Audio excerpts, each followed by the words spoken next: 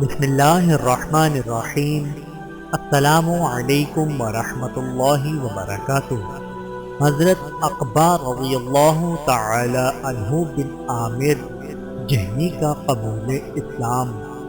جب اللہ کے رسول صلی اللہ علیہ وآلہ وسلم مکے سے ہجرت فرما کر مدینہ تشریف لے گئے تو سارے مدینے کے لوگوں نے آپ کا استقبال کیا، لیکن عقبہ بن عامر جہنی استقبال کی سعادت سے محروم رہ گئے۔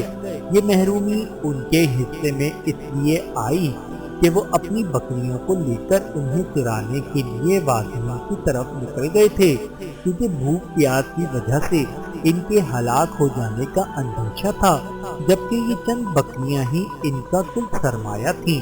رسول اللہ صلی اللہ علیہ وآلہ وسلم کی تشریف آوری سے فرحت و سرور کی جو کیفیت مدینے پر چھائی ہوئی تھی، بہت جلد اس کی خبر دور دراز پلی کی وادی تک عام ہو گئی۔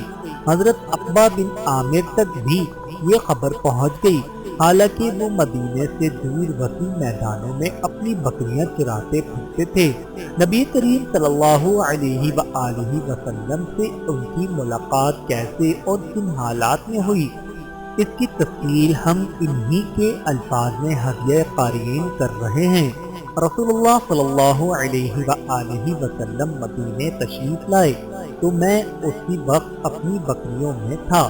آپ کی تشریف آوری کی خبر جیسے ہی مجھے ملی، میں نے بکریوں کو وہیں چھوڑا اور بلا تاخیر آپ سے ملنے کے لیے مدینہ روانہ ہو گیا اور بارگاہ نبوی میں پہنچ کر عرض کیا، اللہ کے رسول، آپ میری بیعت قبول فرمائیں گے؟